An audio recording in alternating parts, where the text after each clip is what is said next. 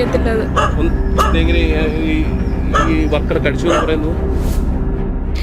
പട്ടി എന്നെ കടിച്ചു പറിച്ചല്ലോ. ഞാൻ പറഞ്ഞല്ലോ, പറയുന്നത് പഞ്ചായത്തിൽ കൊണ്ടുവന്ന് പരാതി കൊടുക്കാൻ പറഞ്ഞു.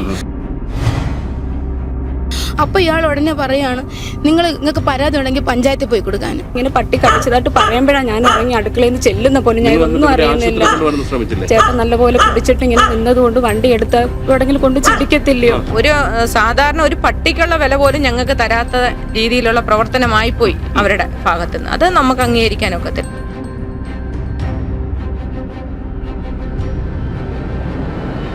ഞാൻ നിൽക്കുന്നത് കൊല്ലം ജില്ലയിലെ കൊട്ടാരക്കര ഓടനാവട്ടം അല്ലേ, കട്ടയിൽ വാർഡാണ് അല്ലേ, 16-ാം വാർഡ്. വാർഡ് മെമ്പറുണ്ട്.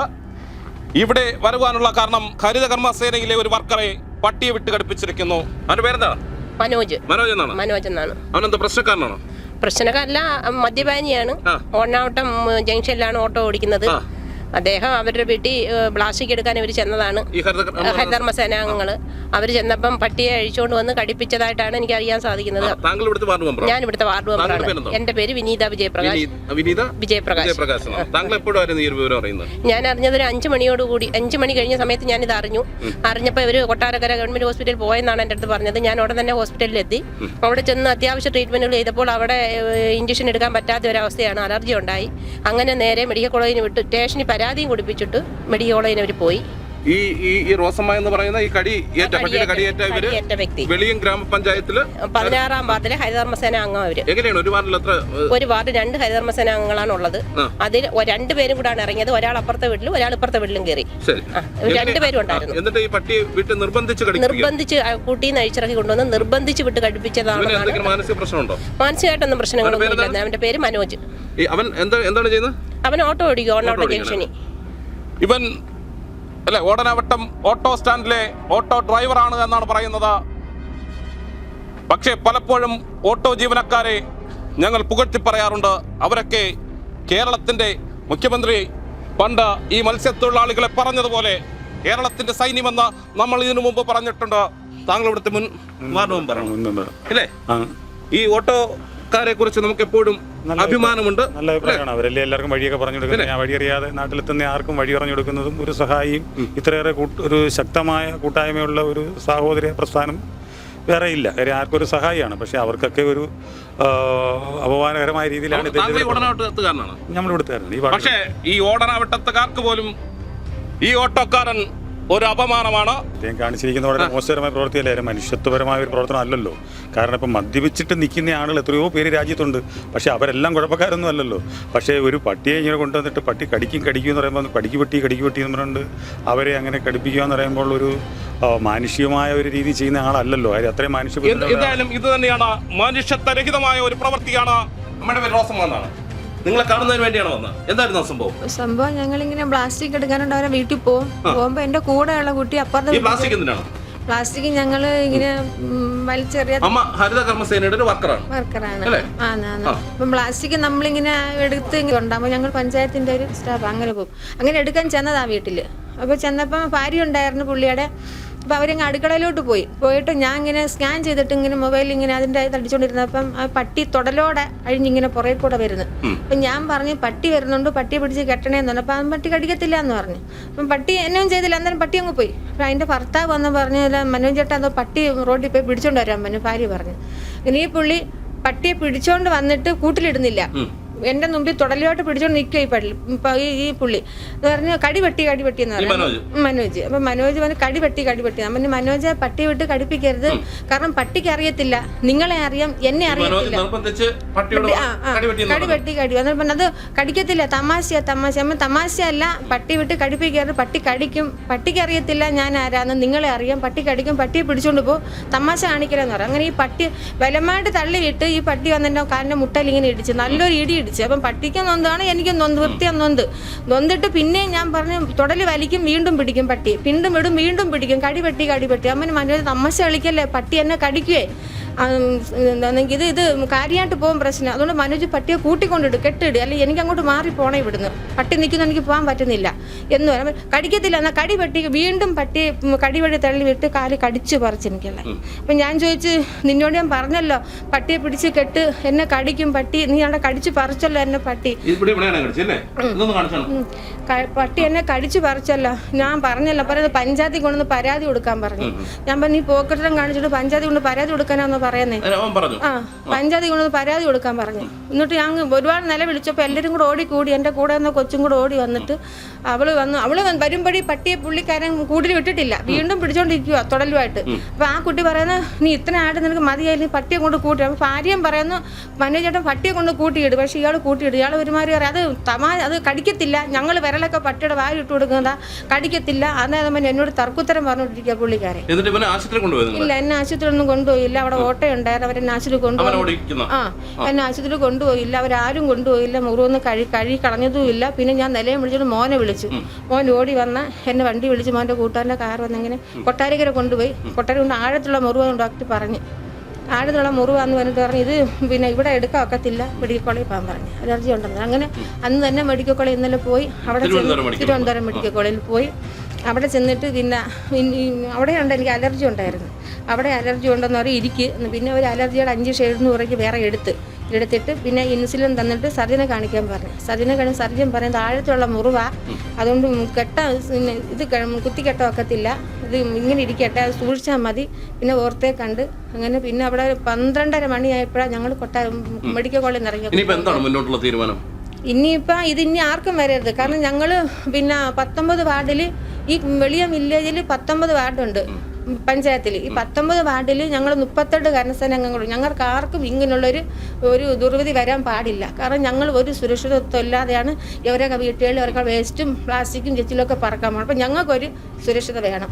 അതുകൊണ്ട് ഇത് മുമ്പോട്ട് പോട്ടെന്ന. ഇനി ആർക്കും റോസമ്മ ഇല്ല, മരിച്ചു.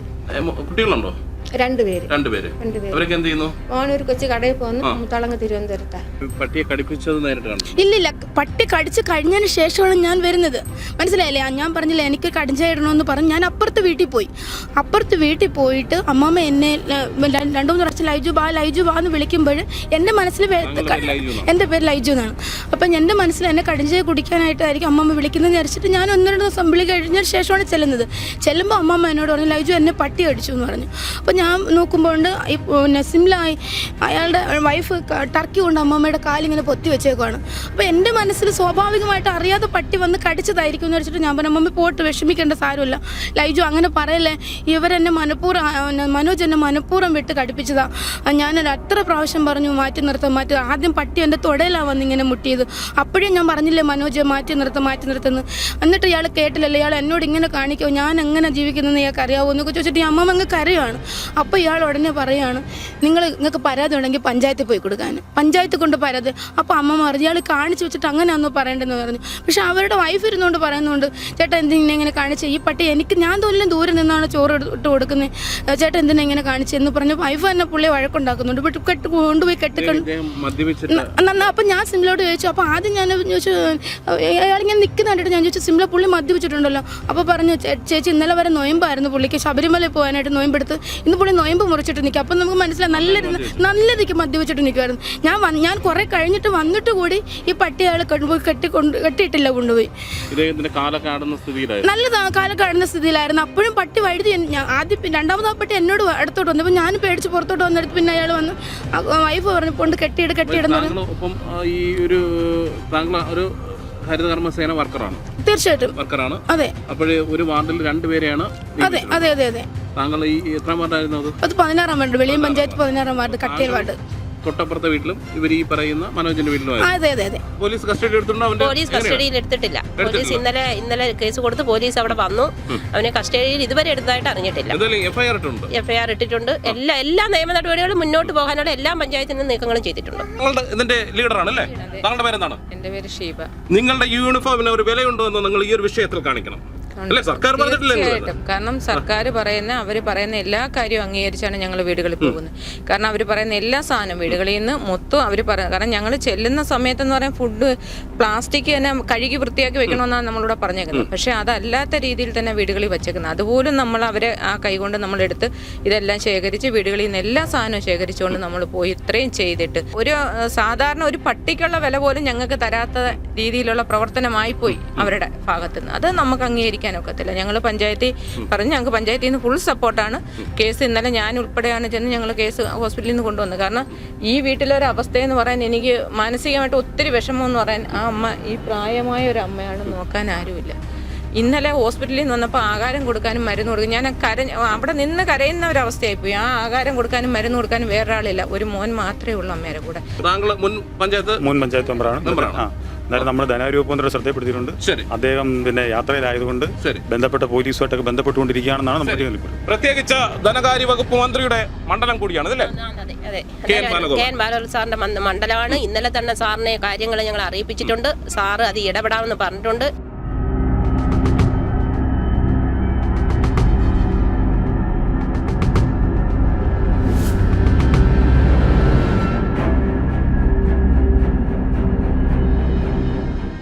എന്തായാലും ഹരിതകർമ്മസേനയിലെ വർക്കറെ പട്ടിയെ വിട്ട് കടുപ്പിച്ചു എന്ന ആ ഒരു വാർത്തയുടെ മറുവശം തേടിയാണ് ഞങ്ങൾ ഇവിടെ എത്തിയത്. ഇവർ പറയുന്നത് ഇങ്ങനെയാണ്: ഈ ഗേറ്റ് പൂർണ്ണമായും കുറ്റിയിട്ട അവസ്ഥയിലല്ലായിരുന്നു, ചാരിയ അവസ്ഥയിലായിരുന്നു. ഹരിതകർമ്മസേന അംഗങ്ങൾ ഈ റോഡിൽ എത്തിയപ്പോൾ തന്നെ ഇവർ പറഞ്ഞിരുന്നു ഇങ്ങോട്ടിപ്പോൾ കയറണ്ട എന്ന്. അങ്ങനെയാണ് അവർ പറയുന്നത്, ഇങ്ങോട്ടിപ്പോൾ കയറേണ്ട എന്ന്. എന്നിട്ട് മനോജിൻ്റെ ഭാര്യ അകത്തേക്ക് പോയി എന്ന് പറയുന്നു. അപ്പോഴാണ് ഹരിതകർമ്മസേന അംഗങ്ങൾ ഈ വീട്ടിലേക്ക് കടന്നു വന്ന് ഈ വീടിൻ്റെ 4 വശത്തും പ്ലാസ്റ്റിക്കുകൾ വലിച്ചെറിഞ്ഞിട്ടുണ്ടോ അല്ലെങ്കിൽ പ്ലാസ്റ്റിക്കുകളിൽ വെള്ളം കെട്ടി നിൽക്കുന്നുണ്ടോ എന്നൊക്കെ പരിശോധിക്കുന്നതിന് വേണ്ടി. അങ്ങനെയാണ് ഇവർ പറയുന്നത്. അങ്ങനെ ഈ വീടിൻ്റെ പുറകുവശത്തേക്ക് പോയി അല്ലേ? അങ്ങനെയല്ലേ പറയുന്നത്? ഈ പട്ടിയോട് പറഞ്ഞാൽ അനുസരിക്കും, ഇരിക്കാൻ പറഞ്ഞാൽ ഇരിക്കുകയൊക്കെ ചെയ്യും. ഇതെങ്ങനെയാണ് ഈ ഹരിതകർമ്മസേനയിലെ ഈ വർക്കർ ഈ പുറകിലേക്ക് വന്നു എന്നാണ് നിങ്ങൾ പറയുന്നത്? വരണ്ടെന്ന് അന്നേരം അത് കേൾക്കാതെ എപ്പോഴും വരുന്നതല്ലേ, എന്നെ ഒന്നും ചെയ്യത്തില്ല, കുഴപ്പമില്ല എന്നാ പറഞ്ഞത്.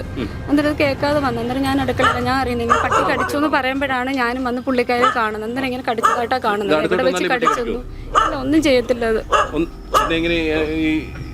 വർക്കർ കടിച്ചു എന്ന് പറയുന്നത് അത് അഴിഞ്ഞ് പൊട്ടിപ്പോയതാ. അത് അതെങ്ങനെയാണ് അവർ പുറകുവശത്ത് വന്നത്? അവരിവിടെ വന്ന് ഇവിടെ ഞാനും കണ്ടില്ല എന്തോ സംഭവം. അവർ പറയുന്നതെന്ന് വെച്ചാൽ അവർ ഇങ്ങോട്ട് വന്നില്ല, അവർ മുൻവശത്ത് നിന്നത് മാത്രമാണെന്ന് പറഞ്ഞു. അല്ലല്ല, അവർ പ്ലാസ്റ്റിക് എടുക്കാനായിട്ട് വന്ന് അതായിരിക്കും ഇത് അഴിഞ്ഞ് വന്നതും കയറി പിടിച്ചതും ഒക്കെ. അന്നേരം ഞാൻ സംഭവം കാണുന്നത് പോലും ഇല്ല, ഇവരെപ്പോൾ കടിച്ചെന്ന് പോലും ഞാൻ അറിയുന്നില്ല.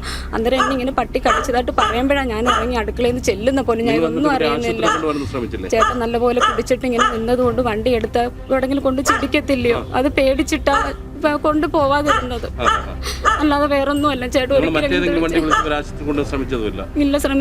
കുടിച്ചിട്ട് നിൽക്കുന്ന ആളെന്തോ ചെയ്യാനാ? ശബരിമലയ്ക്ക് പോയി വന്ന് കഴിച്ചു, നല്ലപോലെ കുടിച്ചിട്ട് നിൽക്കാൻ പോലും അല്ലല്ല, എന്തെങ്കിലും ആവശ്യത്തിന് മാത്രമേ കഴിക്കൂ. ചേട്ടൻ ആരെയും ദ്രോഹിക്കാനൊന്നും ഉള്ളൂ മനസ്സൊന്നും ചേട്ടനില്ല. ഞങ്ങൾ കുഞ്ഞുങ്ങളൊക്കെ പഠിക്കുന്നു, ഇങ്ങനെയൊക്കെ അമ്മ ചെയ്യുന്ന ഒരിക്കലും ഞാൻ എപ്പോഴും ഞങ്ങൾ കാണാൻ കേൾക്കും ചെയ്യുന്നേ. ഈ അമ്മ ഇല്ല, ഇങ്ങനൊന്നും ഉണ്ടായിട്ടില്ല. ഇല്ല, അയ്യോ അല്ലല്ല, ചേട്ടൻ കുഴപ്പമില്ല, വീട്ടിലെ കാര്യങ്ങളെല്ലാം നോക്കുന്നേ. എന്ത് പുറത്തോട്ട് പോയതാ, ഇവരും വന്നില്ല. അറിഞ്ഞുകൊണ്ടായിരിക്കാം, കാരണം വിഷമം കാണത്തില്ലയോ അവർ പറയുന്നുണ്ടെങ്കിൽ. ആവശ്യമില്ലാത്ത പേരിലല്ലേ അമ്മ കേസ് കൊടുത്തത്. അങ്ങനെ ചെയ്തത് ഞങ്ങൾക്ക് താങ്ങാൻ പറ്റാത്തൊരു വേദന. 2 കൊച്ചുങ്ങൾ പഠിക്കുന്നത് ഒരിക്കലും ഇല്ല. ഇത്രയും വർഷം എന്നെ കൊണ്ടുവന്നിട്ട് പോലും ആരെയും കടിച്ചതായിട്ടൊന്നുമില്ല. ഇത് ഇടയ്ക്കിടയ്ക്ക് കഴിഞ്ഞു പോവും. പക്ഷെ ഈ പട്ടി ഞങ്ങൾ ഇനി ഇത് കൂടുതൽ എന്തോ ചെയ്യാനാ വിഷയമില്ല. അറിയത്തില്ല, 2-3 വയസ്സ്. എന്റെ പേര് സിംല. മനോജ് പട്ടി വിട്ട് കടിപ്പിച്ചു എന്നാണ് പറയുന്നത്. ഒരിക്കലും ചേട്ടൻ അങ്ങനെ ചെയ്തിട്ടില്ല. ഞാൻ സത്യത്തിൽ കണ്ടത് ഈ സംഭവം നടക്കുമ്പോൾ നിങ്ങൾ അവിടെ ഉണ്ടായിരുന്നു? ഞാനില്ല, ഞാൻ അടുക്കളയിലായിരുന്നു. അടുക്കള ഞാൻ ജോലി ഇങ്ങനെ ഈ പട്ടി ഇതിനു മുമ്പ് ആരെങ്കിലും ഉപദ്രവിച്ചിട്ടുണ്ടോ? ഇതുവരെയ്ക്കും ഇല്ല. ഇത് എങ്ങനെയാ ഈ പട്ടി കടിച്ചതെന്നൊന്നും നമുക്ക് ശരിക്കും അറിഞ്ഞുകൂടാ. പട്ടി കടിച്ച് എങ്ങനെയാന്ന്. പക്ഷേ പട്ടി ഒരു മനഃപൂർവ്വം ആരും പട്ടിയെ കൊണ്ട് കടിപ്പിക്കത്തില്ല. പിന്നെ ഇങ്ങനെ സംഭവിച്ച എങ്ങനെയാണെന്ന് അറിയത്തില്ല. ഇവർക്ക് പറയാനുള്ളത് ഇങ്ങനെയാണ്, മനഃപൂർവ്വമല്ല ചെയ്തത് അല്ലേ? നിങ്ങൾ അവരുടെ ചികിത്സയ്ക്ക് വേണ്ടിയിട്ട് ഇത് കഴിഞ്ഞിട്ട് ഈ ഒരു സാഹചര്യം കഴിഞ്ഞിട്ട് കാര്യം അവരും സാധാരണക്കാരാണ് കേട്ടോ, ഞങ്ങൾ ചെയ്തോളാം, ചെയ്യണം എന്നാണ്. സഹായിക്കാം. ഈ കേസൊക്കെ കേസിന്റെ വഴിക്ക് പോട്ടെ കേട്ടോ, പോലീസ് നടപടികളൊക്കെ അങ്ങനെ പോട്ടെ. നിങ്ങളുടെ ഞാൻ എന്തെങ്കിലും വിഷമിപ്പിക്കുന്നില്ല. ഈ ഒരു സാഹചര്യത്തിൽ പറയാനുള്ളത് ഈ രണ്ട് ഭാഗവും ഞങ്ങൾ നമ്മുടെ പ്രേക്ഷകരെ കേൾപ്പിക്കുകയാണ്, അറിയിക്കുകയാണ്. ഇതിന്മേൽ നടപടിയെടുത്തുകൊണ്ട് അന്വേഷിക്കേണ്ടത് ഇവിടുത്തെ നിയമ സംവിധാനമാണ്. ക്യാമറമാൻ സാം ഫോക്കസ്മാനൊപ്പം രജിത് കാര്യത്തിൽ, വിസ്മയ ന്യൂസ്.